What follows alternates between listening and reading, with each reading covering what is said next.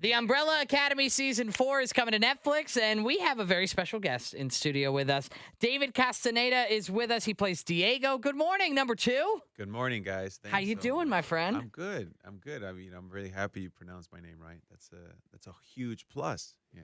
Yeah, absolutely. I'm so glad you could be here. This is Shannon, our assistant producer here. We're both big fans of the show, Great. and love what this show has done. I have to say, going back in time, talking JFK, I named my daughter McKinley after the president, and I would have Really? named her Kennedy if my cousin didn't have a baby first and decided to jump to the presidential name thing before I had a chance to do it. So there's a Kennedy in your. There's a Kennedy in our family already, which is just so. She knew I wanted to name my first Yeah. daughter Kennedy, but Aw. she beat me to it.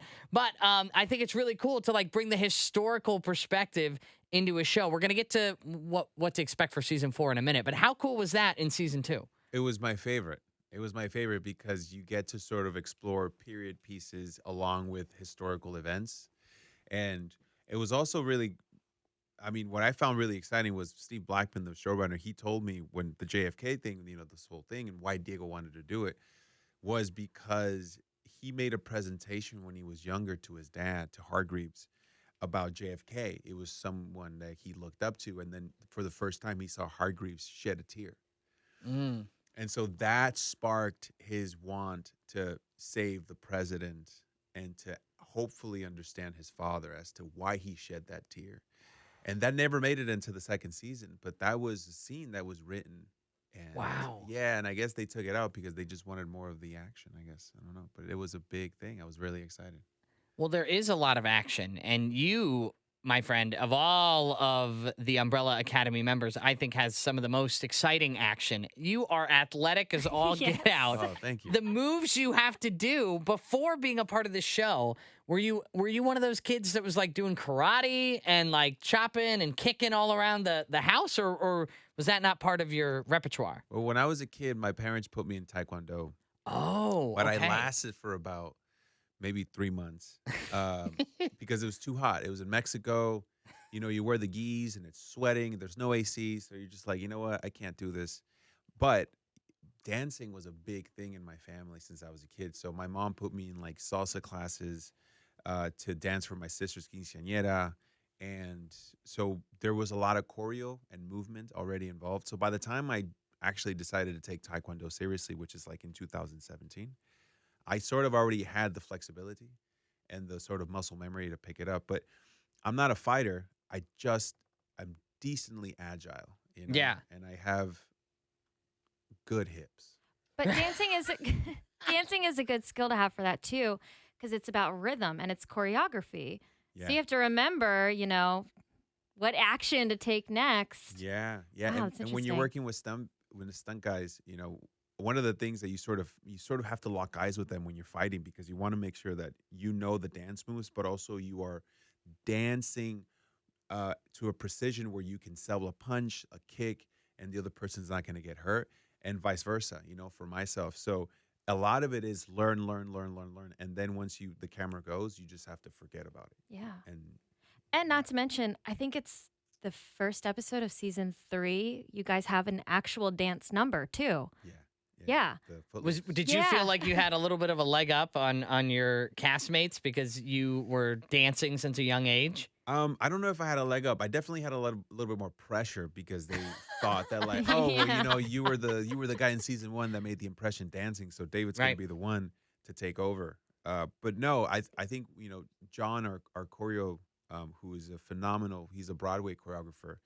He came in and he designed all the dance moves, and so we got him via like a Google Doc. Mm. Because we were all like living in our own spots before we even got to Canada to learn these dance moves. We had to quarantine for 2 weeks. So everything was virtual. We were learning how to dance virtually. And then at the end, when quarantine was over, we moved into an actual studio space and had to rehearse for about 3 weeks. Wow. Yeah, it was a big production to get that in. And I mean, it looks pretty good. So Looks great. in season 4, and I'm not going to give anything away here, but it looks like, and we know this from the end of season 3, the powers are gone. Yeah. And things are changing a little bit. And am I wrong in saying you had to put on a little bit of extra weight in order to give the dad bod vibes. Is that correct? Chef. The best. It was the best. What was your go-to thing to eat in order to bulk up a little bit? Anything.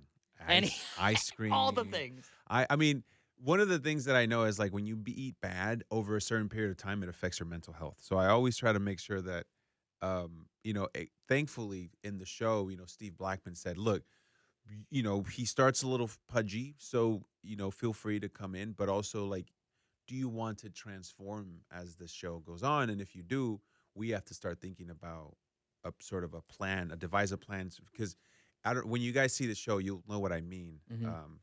But yeah, I was able to come in and like, right before production started, I was eating pizzas and a few, some Sunday roast, which is a very typical UK dish, and a lot of tacos. Lot of tacos. I mean, could you, Shannon, imagine if they asked us at our job, like, hey, we're going to need you to like kind of bulk up a couple pounds. Gladly, Yeah. please, let's do it. I'm a big Sunday roast girl, so that sounds good. Yeah. Really? Oh, do they have Sunday roast in Philadelphia? No, my dad is Irish, so he's my mom will make that for him, but we just went to London recently and we made sure to go to the Ted Lasso pub, actually, believe it or not, and have a Sunday roast there. Nice Sunday roast with a pint. Yes. How would you describe season 4 in one word for fans? In one word, Wanda. I'll just say Wanda.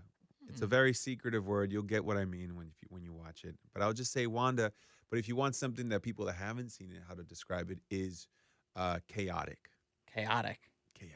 Nice. Well, I love the show. Season 4 coming to Netflix. And the best part about Netflix, right, in this day and age, you can binge 1 through 3, boom, go right through it and be ready for season 4. It's not like you got to wait for the reruns on TV like we did when we were growing up. Yeah. So check it out right now. And I also love, I have to give a lot of credit, the fans of this show have created so many great videos, and the production itself of, hey, here's a recap of season 1, so you need to know what's going on. Because with shows like this, I have a 1-year-old baby girl, so sometimes I have it on, and I'm like, oh, I just missed something vitally important. I need to rewind and figure out what's going on. But I love watching the fans that have interacted and kind of dive deep into the complicated weaving of this show. Has it been cool to kind of have fans on your side for this? Yeah. I mean, Steve Blackman does a great job of leaving Easter eggs for fans. Oh, yeah. And also, this is probably one of the only shows that people are so confused in the first, 2 episodes. Like, what is going on? But somehow it keeps you grasped to the storyline.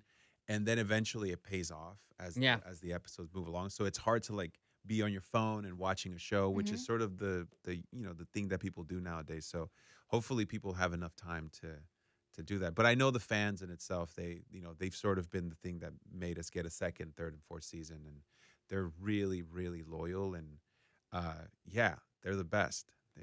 And you can probably search on Spotify Umbrella Academy soundtrack, because the soundtrack is incredible. Donnie's really season cool. 1, I Think You're Alone Now by Tiffany is in there. That's Donnie's favorite song. That's Donnie's favorite song. Oh, really? Oh, Yeah. good. Well, So I'm season excited 4 to hear the new songs in there. Yeah, season 4's got some great, great songs. Some really recognizable ones, and others that are super just annoying. And you'll know what I mean by that. David, thank you so much for joining us here at XTU. Check out the Umbrella Academy streaming now on Netflix with season 4 coming your way. David, thank you, brother. Thank you, guys.